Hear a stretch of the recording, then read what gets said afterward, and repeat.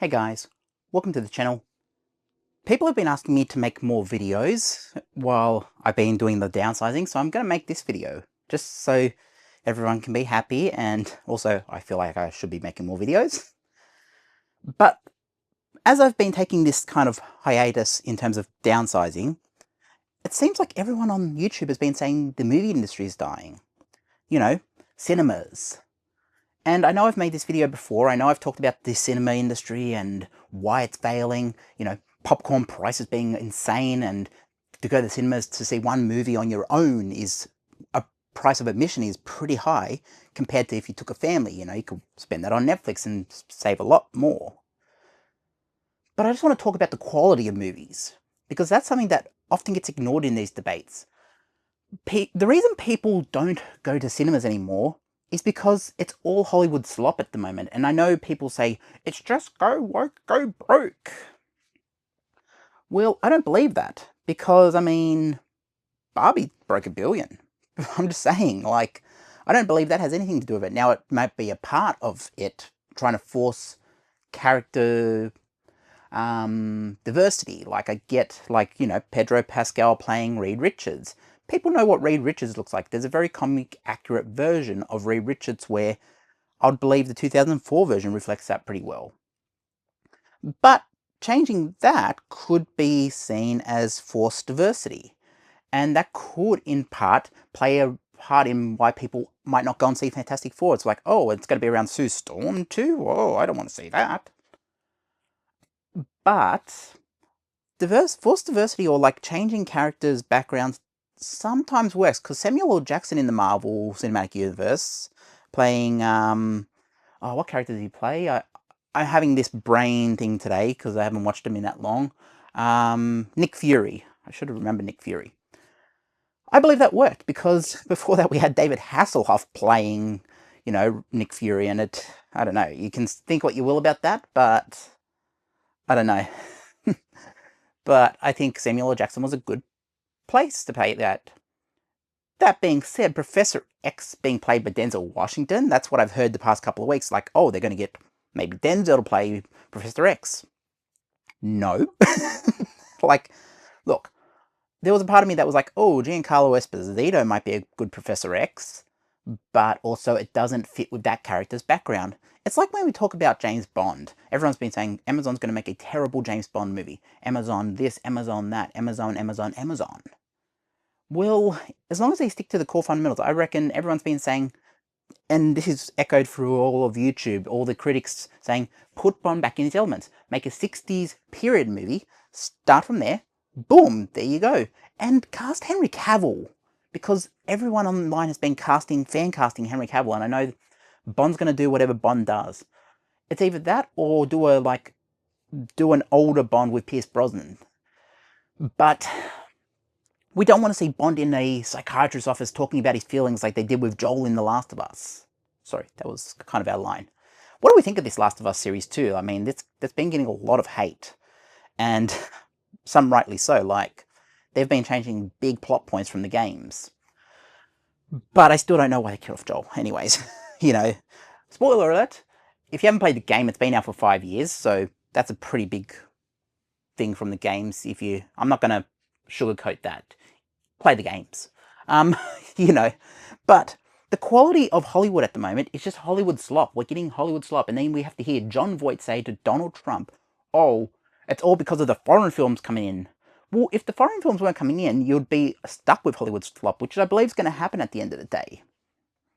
And Hollywood slop, when I say Hollywood slop, I'm talking about phone-in jobs. I'm talking about, oh, let's just make another Fast and Furious movie, because... And don't get me wrong, I don't have a problem with the Fast and Furious movies. It keeps actors in, and it keeps production crews in work, you know, it's good. It's good for the industry. And I get how these tariffs will affect that. But can we really just sit there and say, it's because of woke culture? No, it has nothing to do with that. It has everything to do with the quality of movies they've been putting out. Joker, for example, I'm looking at Joker right here. This was a great movie. Can we admit that? I mean, there's some people who say, that's not the Joker. This is not a good movie. I know it has its critics. But overall, can we say this was a decent portrayal of the Joker? Of like, I liked this movie. And you don't have to, but I did. I won't say number two because I hear it's awful and I hear it's like some tone deaf sort of interpretation of ignoring everything the first movie did and it made it a musical or something. So word of mouth also matters. I mean, we're talking about Fantastic Four and they are urgently reshooting things at the moment because some aspects in this movie apparently don't work. And they're talking about delaying Doomsday because they don't even have a shooting script. Like they're just shooting random stuff and waiting for the script to be done. We're getting Hollywood slop. We're just getting the offcuts of Hollywood at this point saying, oh, well, let's just make another King Kong. Let's make another Jurassic Park or Jurassic World. Let's just make another blah. Let's remake Lilo and Stitch. I just don't get how Hollywood can get it so wrong. And people who say, oh, but people still won't go to the cinemas. People still won't go. People won't go to the cinemas because the cinemas are dying. You can't have these every week. Barbenheimer. This did big business. So to sit there and then say, oh, well, it's because nobody wants to go to the cinemas. No, at its core, the cinemas are killing, well, the cinemas are doing it to themselves. Because make a good movie first. Core of everything. Like, when a movie can be a low-budget movie and make its money back, like, what is it? There was one recently that came out, maybe Sinners or something, maybe Sinners, I don't know. But there was one that came out recently that was like, it made its budget back in like a day. And that's what we've lost in Hollywood. That's what we've lost in the film industry. Low budget, good story movies. Yes, we still had a Mission Impossible at that time, and I know the new Mission Impossible's out. I probably will go and see it at some point. I'm not going to go the first few weeks because too many people. And that's another aspect of cinemas. You have just kids going in, playing on their phones the whole time and just completely ignoring the movie. Like, I think bring back the thing Dave Chappelle does. Put them in bags, lock them up. If you want to use your phone, get out of the cinema. And if you want to talk, see, back in the day, back in my day, we used to have these sort of ideas behind cinemas, and you'd have security actively, like, by doors and that, like, oh, if someone's in here filming, if someone had their phone out during a movie, security would come in and confiscate the device. I'm just saying, like, now it's like, oh, anyone can use their phone. Everyone's talking. People pay to go and see a movie. They don't pay to listen to you talk about something for 2 hours. So that's another reason people have given up on cinemas. That with the prices and the slop we're getting, like, seriously? Do we have to overanalyze this so much? Yeah, you can say it's woke, go broke. That's the cop-out that everyone does on YouTube.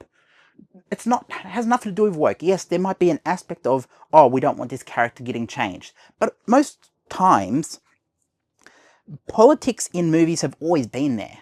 There has always been an essence of politics in movies. And Hollywood's been doing it for the longest time. So I don't think this is anything new. But it becomes a problem where it goes against everything of the core fundamental of making a good movie, that it's just like, oh, we're just going to force, I don't know, what's something they did it with recently? Snow White. Let's not have a Prince Charming in Snow White. And I get, oh, that's outdated. That's 1940s thinking. That's what Walt Disney thought. And yes, we can all say what we thought about Walt Disney. I think the old man's been gone for a long time. But he was a product of his time, let's just say that. But Snow White, one of the most successful Disney movies of all time, and then they didn't even have the guts to use real dwarf actors. So you're putting dwarf actors out of work because what Peter Dinklage, I like Peter Dinklage. I liked his work in Game of Thrones. I liked his work in a lot of stuff I watch him in. But Peter Dinklage does not speak for all dwarf actors. And I heard someone like Dylan, what's his name? He's Hornswoggle in wrestling. Hornswoggle. I heard him come out and say, this is awful for the industry because we already struggle to get work, and now you have Disney saying, we're not going to use you. And then these people in the Hollywood saying, yeah, a win for us. But you just put dwarf actors out of business, out of work. Good work. So, just this stupid mentality of like, yes, you might say, go work, go broke, but it's the most vocal part of the internet who do that. If people make a good movie, people will show up. And that's the vibe I'm trying to push here. People show up for a good movie. You want to talk about going woke? Oh, people don't want politics in it. Brokeback Mountain did really great business back in the day. That was very much a, we'll call it what it is, a gay movie, LGBT movie, but it was a good movie. At its core, regardless of what you think about everything else, it was a good movie. And that's the thing, people will go and see good movies. It doesn't matter what side of the politics you're on, what side of whatever you're on. If you have characters that engage people, that people want to see, that people want to see their story play out, that you have a good trailer. Don't give away everything in the trailer. Parasite did a really good job. Wherever Parasite is here, it's over somewhere. Parasite is right there. Parasite did a very good job of, like, the trailers were very misleading to this movie. And, you'd go into it and be like, oh, it's a nice family movie, bring the whole family to it. And then you see Parasite and it's like, damn. Like, you know, people will go and see a good movie. And, like, look, Furiosa, like, let me get it out here if I can. It's very jam-packed in. I need to do something about downsizing with these because there's too many of them. Not too many, but, like, you know what I mean. Furiosa, like, this should have done a lot better than it did. Now, given it's a Mad Max movie, I think the way this movie could have worked, they should have just got rid of Mad Max and called it Furiosa. Boom. And I think they started doing that towards the end of its run, but damage was already done. Have it as a standalone. And as long as it's not tied to Mad Max, no one's going to be saying, like, oh, this is a Mad Max movie, but it's Furiosa. Just don't even have Mad Max mentioned. Just have it as like, oh, he's Furiosa. If people know, people know. But it didn't need that tie-in. Same thing with Marvel and DC could also be done. Have like a Superman movie. Say what you will about the suit. The suit looks gimmicky. It looks like it's something off CW. But hey, maybe he needs to earn the Henry Cavill suit. Maybe he has to build it over time. Maybe this is the way they go. I don't know. But I'm still keen to see what they do with this Superman. But I will go and see it if it's a good movie. I'll wait for the reviews to come out first. I'll see if it's worth it. I'll wait for all the kids to stop going. I'll pick a time like 9:30 at night to go and see it or something, so all the kids are in bed at home waiting to go to school or something. But, I will choose a time and I will see it. But I'm not necessarily running out to see the new Superman movie. I will wait and see. And I will wait and see what people are saying. I'll wait and see if there's a decent enough time to see it, and I'll choose if I want to see it. But, yeah, Jon Voight, I like Jon Voight movies, let's just say that. Like his movies. Prefer his daughter's movies a bit better than his. Like, Angelina Jolie's pretty decent. Newsflash, Angelina Jolie's Jon Voight's daughter, just in case you didn't know. But, Jon Voight is a good actor. Like, I like his work. But I feel like the guy hasn't made a hit movie in over a decade. I mean, when was National Treasure out? Like, that was 2006, number 2? Or has he been anything more like a hit, like a big budget hit since then? He might have. I'm not sure. I haven't been following him that closely. But you know what I'm saying? Yeah. I just think that to sit there and say, oh, it's woke culture, or it's this or that, or it's the tariffs, or it's outside productions that do this, it has nothing to do with that. It has everything to do with the fact that Hollywood makes slop and phone it in and hope that they have a hit. One of the movies I'm very excited about is they're making a Room 2 with Better Call Saul guy. What's his name? Why is this out of place? Oh, because Tommy Wiseau sent me a little card one time. Pretty cool Tommy Wiseau sent me that. Like, he didn't have to because I didn't order it, but because the order was screwed up for a bit, he just fixed it, and Tommy Wiseau is awesome. But, The Room. They're making a Room, like a remake of The Room, or The Room Continued, or whatever they're calling it. But it's got Better Call Saul in it, Bob Odenkirk. So I'm pretty keen to see that. I want to see what they do, and I believe it's Tommy Wiseau and the other guy in that. But Greg, whatever his name is. But, that's one of the movies I'm very excited about. I want to see what happens with that. I want to see what Dogma 2 looks like, because apparently Dogma 2 is in the pipeline now. I kind of want to see Doomsday. I am a fan of the MCU, as I've mentioned. I'm going to keep the MCU portion of my collection going. But I'm kind of hesitant to be like, oh, how are they going to turn this in? Now, I have heard today, there's some reports out that Jonathan Majors, Kang the Conqueror, is going to be in Doomsday, or he's going to be in there so that it can set up for Doomsday, or Doctor Doom, like, getting rid of him, or getting rid of him off the timeline, or whatever.